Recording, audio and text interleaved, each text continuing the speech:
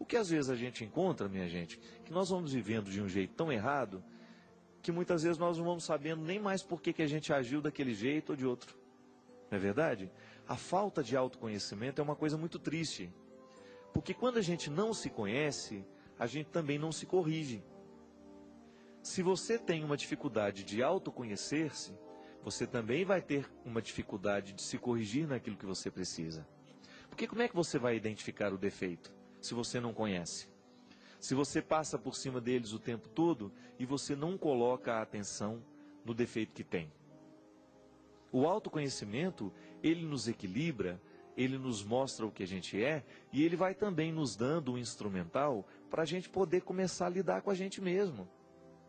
Muitas vezes a sua dificuldade de lidar com os outros, de conviver com os outros, é porque você ainda não aprendeu a conviver com você. Todos nós temos regras, todos nós temos um estatuto interior. Eu me lembro quando eu dava aula de antropologia, eu dizia muito isso para os meus alunos. O ser humano tem um estatuto interior. Se você não leu esse estatuto, você não vai saber manusear você mesmo, você não vai saber lidar com você. Gente, isso aqui que nós estamos falando é igual manual de instrução. Se você compra uma batedeira de bolo moderníssima, mas não lê o manual de instrução, o que vai acontecer? Na hora que você for fazer o bolo, você corre o risco de jogar a massa pela parede e não fazer bolo coisa nenhuma. Não é verdade? A mesma coisa acontece com a gente. Muitas vezes nós não sabemos lidar com a gente porque a gente não lê o manual de instrução. E como é que a gente lê esse manual de instrução, que somos nós? No momento em que você tira um espaço para autopercepção. Tem uma história, no passado, os padres incentivavam muito isso. Vocês devem lembrar, vocês que têm 25 anos igual eu. A gente não podia ir dormir sem antes fazer um exame de consciência. Não tinha essa história? Eu me lembro quando eu era pequena, minha mãe, vai fazer um exame de consciência, menina, antes de dormir. Eu sabia lá que era consciência, eu sabia que era exame. E sabia que exame era um trem muito ruim. Cada vez que a gente tinha que fazer um exame na escola, ele não gostava não. E agora ainda tem que fazer exame de consciência. Acharam aquela palavra difícil. Quase que a gente tinha que chupar uma pastilha para falar a palavra, né? Para ela deslizar certa consciência.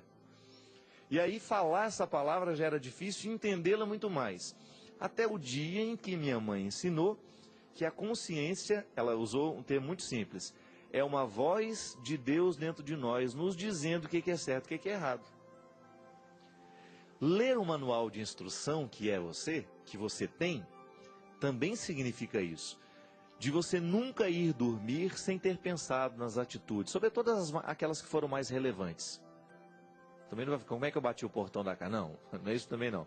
Você pensar tudo aquilo que foi relevante no seu dia, o encontro com aquela pessoa, a conversa que você teve com ela, a decisão que você tomou, como é que você reagiu a uma crítica, como é que você reagiu àquela piada que te chateou, enfim. Tudo isso que você examina antes de dormir é um jeito que você tem de se autoconhecer. É um jeito que você tem de acender luzes sobre a sua vida. De você começar a descobrir, será que hoje eu fui o ser humano que eu poderia ter sido? Eu pessoalmente, minha gente, fico muito preocupado com isso. Eu tenho muito medo de não ser o ser humano que eu posso. Eu tenho muitos defeitos e eu sei quais são eles, eu sei quais são os piores. Qual que é o meu esforço todos os dias? Não deixar que os meus maiores defeitos prevaleçam sobre as minhas pobres qualidades.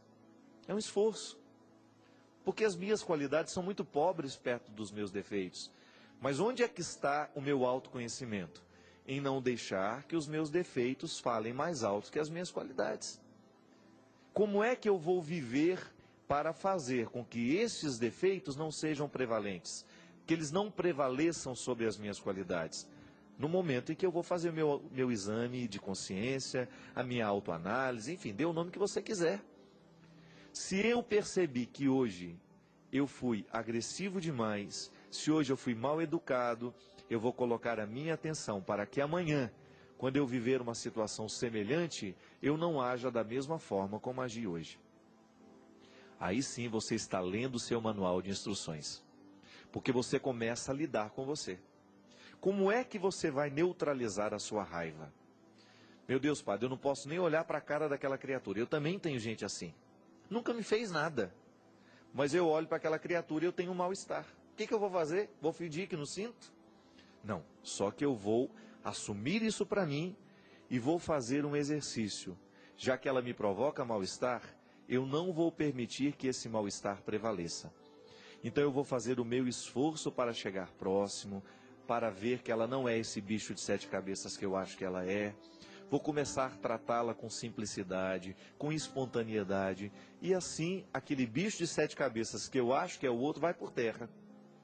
Aí você leu o seu manual de instruções e o mais bonito, aprendeu a lidar com aquela aversão que você tinha com a pessoa.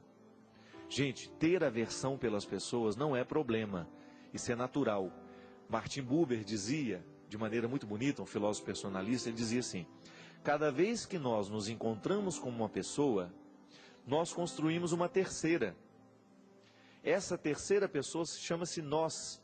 É um eu que se encontra com um tu e gera uma terceira pessoa.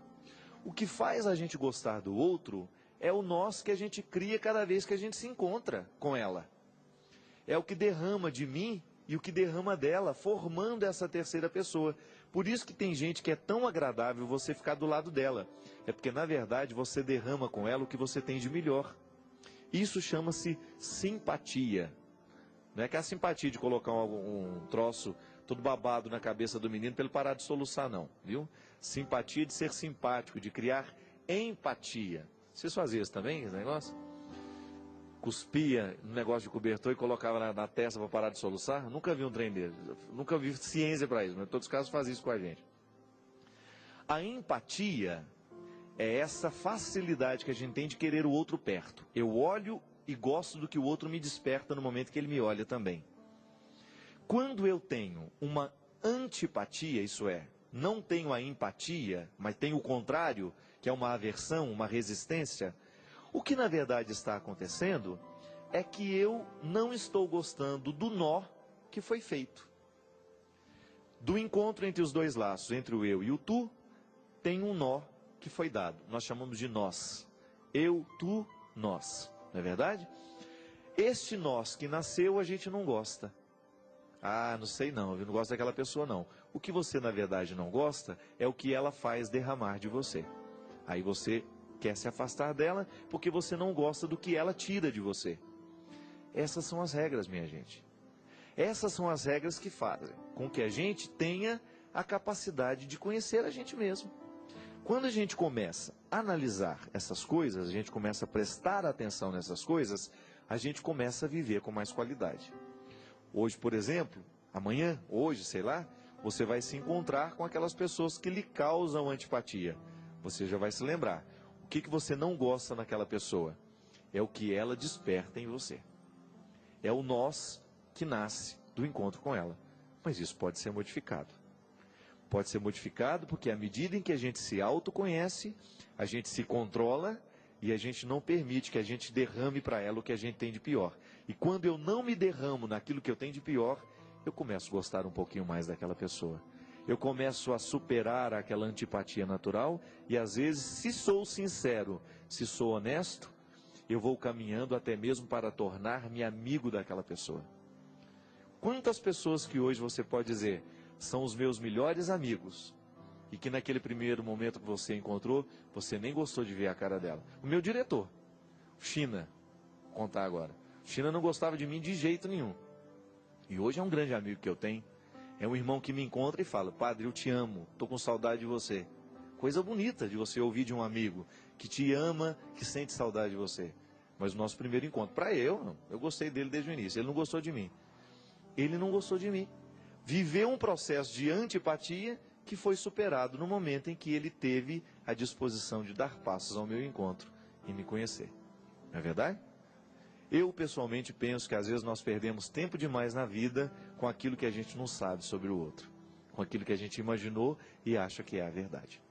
Quem sabe hoje, Deus nos dê a graça de criar um autoconhecimento e também uma disposição para a gente encontrar as pessoas com um pouquinho mais de espontaneidade e simplicidade. Até semana que vem. Obrigado pela sua companhia. Que o Deus Todo-Poderoso derrame sobre a sua vida a sua bênção. Ele que é Pai, Filho e Espírito Santo. Amém.